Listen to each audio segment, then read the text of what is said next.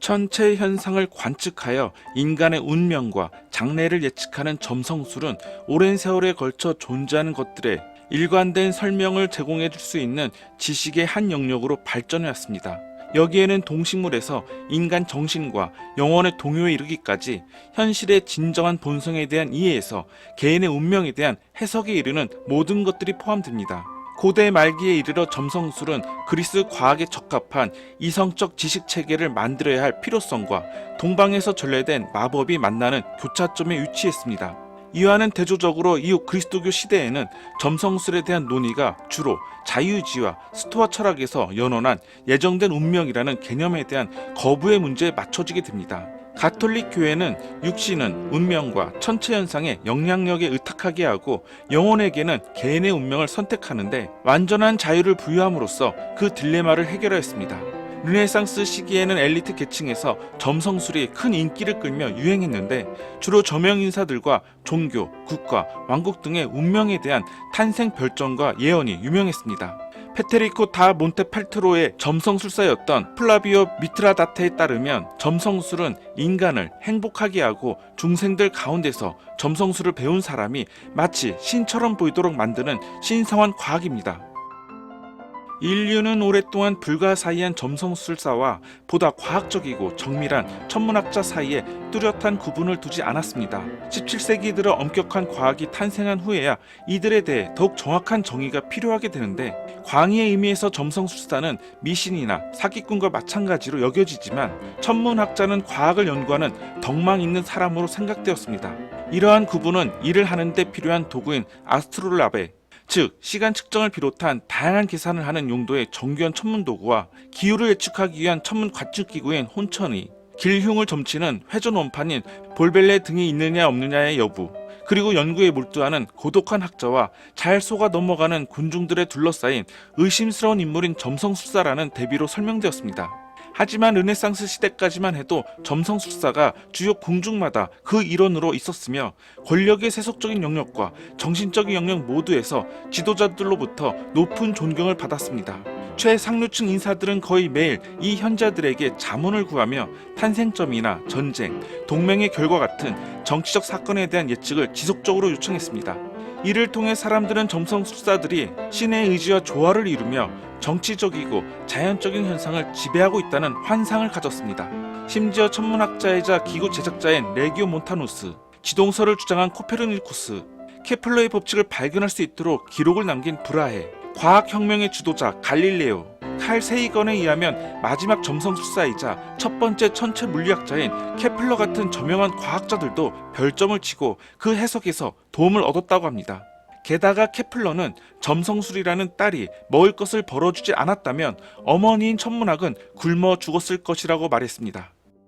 히브리어 성서는 이스라엘 사람들을 노예로 삼았던 이집트인과 바빌로니아인들의 별점에 대해 드물게 언급하고 있지만 성탄에 따른 동방박사의 경배와 십자가에 못 박힌 예수 이야기가 담긴 복음서에서는 중요한 점성술적 암시를 그리스도교 현시에 스며들게 해 순환에서 일직선으로라는 시간 개념의 근본적 변화를 이끌어냈습니다. 사실 그리스도교 성화 속에서 별의 상징은 이교도적 시간 개념으로부터 그리스도교적 신학적 시간 개념으로의 획기적인 전환을 정당화시키는 것이 목적이었습니다. 이교도적 시간 개념은 세상사가 영속적으로 회귀한다고 보았으며 그리스도교에서는 시간이 하나의 방향으로 나아가는 돌이킬 수 없는 과정이라고 생각했습니다. 시간을 지배하는 그리스도는 자신을 별과 이교도, 악마 위에 자리매김함으로써 이 획기적인 변화를 보장하고 가능하게 했습니다. 이에 따라 인간의 의지는 영속되는 모든 구속으로부터 자유로워질 수 있게 됩니다. 실제로 그리스도교 신학은 신의 섭리 안에서만 별의 영향을 받아들이고 지상 생명의 생성과 소멸, 그 생물학적 순환 등 지상 세계를 다스리는 법칙만을 연구한다는 조건으로 점성술을 허락했습니다. 나아가 점성술의 개념은 지식에 대한 중세의 관점을 지배했습니다. 중세에 건축된 교회 입구를 치장하는 석조 부조에서 기도서를 장식하는 채식화에 이르기까지 경배와 기도의 장소들에서 발견되는 많은 점성술의 상징들이 이를 증명합니다. 하지만 르네상스 시대에 이르러 점성술 논쟁은 인간의 존엄성이라는 새로운 개념의 형성에 초점을 맞추면서 또 다른 국면을 맞이하게 됩니다. 고대 로마의 황제 티베리우스의 궁중 점성술사였던 마닐리우스가 쓴 아스트로노미카는 별에 관한 시가 하나의 문학 장르가 되는 지평을 열었으며 고대 후기와 르네상스 시대에 폭넓은 인기를 얻었습니다. 이들 시로 이루어진 우화는 고전 신화의 인물들을 유한한 생명을 가진 존재에서 죽지 않는 별들로 변화시켜 찬양했습니다. 그리스도교 시대 초기에 몇 세기 동안 이들 인물은 교회 사자들이 만들어낸 신학적 체계로부터 추방되었습니다. 하지만 점성술에 대한 지속적인 믿음 속에 살아남아 삶에 대한 일상적 접근에 정보를 제공했으며 달력과 1년 동안의 월일, 해와 달의 운행, 월식과 일식, 절기, 특별한 기상 변동 따위를 날의 순서에 따라 적은 책력의 세분화된 시간 속에서도 발견되었습니다. 12세기 초에는 서유럽에서 별에 대하여 신의 사자이자 천국과 지상의 중개자라는 믿음이 다시 뿌리를 내렸고, 이와 함께 별과 연관된 이교의 신에 대한 재발견도 이루어졌습니다. 르네상스 시대에는 별을 고전 시대의 만신전이라고도 불리는 판테온에 모셔진 신이나 여신들과 동일시하는 것이 문화적으로 당연시되었는데, 이는 중세 후반에 주요 그리스 로마 문학 작품을 재발견하고 아라비아에서 천문학 주제에 대한 문헌들이 보급된 덕분입니다. 올림포스의 신들에게 대항했다가 천계를 어지럽혔다는 죄로 어깨에 천구를 짊어지게 된 타이탄 아틀라스는 우주의 축, 곧 하늘을 지탱하고 천체를 운행하는 중심을 상징합니다. 그는 황도를 따라 지축이 기울고 세차 운동과 계절이 발생하게 된 원인인 우주의 격변을 암시합니다.